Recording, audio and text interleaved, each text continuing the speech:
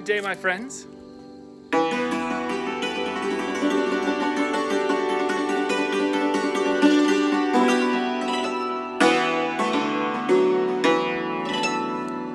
I've gone back into contact lens town. I'm preparing for my Renaissance Festival season. Or at least the resumption thereof in Louisiana next month.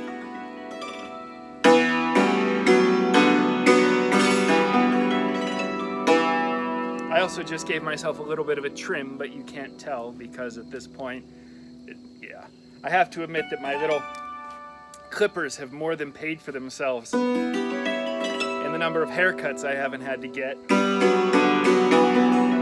even setting aside the safety factor of haircuts.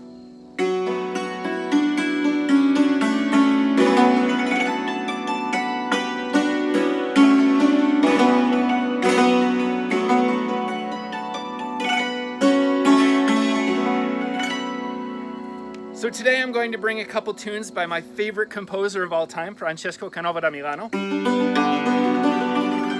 In isolation, I have been doing a lot of rehearsal and learning a lot of new repertoire lately. I've picked up a couple new pieces by Francesco because he is, as I said, my favorite. Now, I've talked about him a lot. However, the theme I'd like to talk about today is late medieval, aka Renaissance, spelling. Spelling standards are a modern phenomena. If you've ever done a lot of work with primary sources, you know that it can be really, really tricky. I once stared at ENUI for about 5 minutes before I realized from context clues it was envy.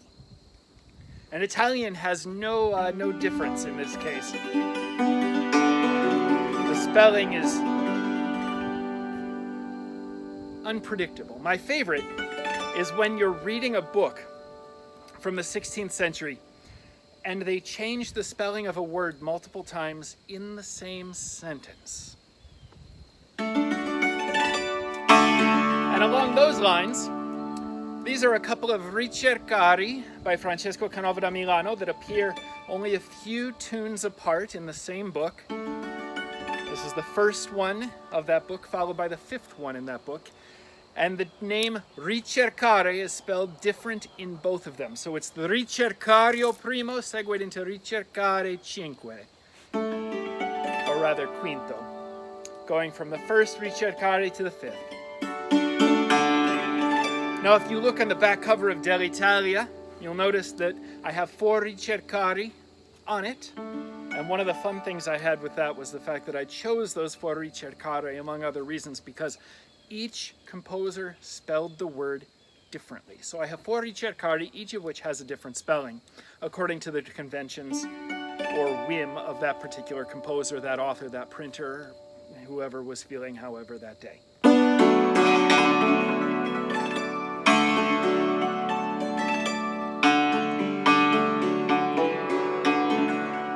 Now, I've just learned a Ricercario primo, and so I'm hoping this goes okay. This is a very fresh tune that is still very new in my head, but I already like it very much, and I'm very excited about bringing it to the public. One of my purposes in learning a bunch of my new repertoire has been looking for short, ornate, very pretty pieces that I can use to fill gaps in either my stage show or my lane show. I have been very ambitious in the past where I've learned some very complicated and difficult music that has been of a longer length. Not long by any means. My attention span, excuse me, my attention span being what it is. However, I've very specifically been looking for shorter pieces that can be fit in any convenient space I have for the performance.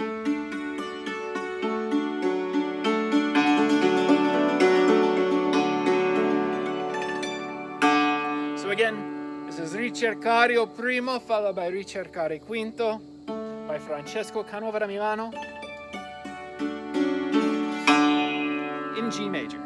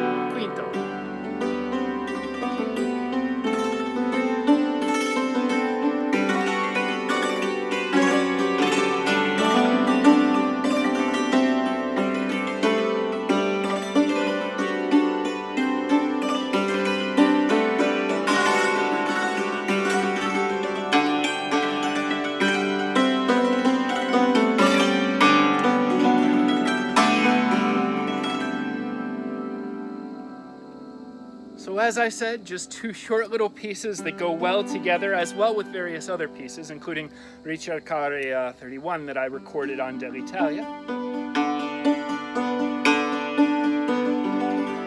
And I'm excited to bring them to live audiences in person next month.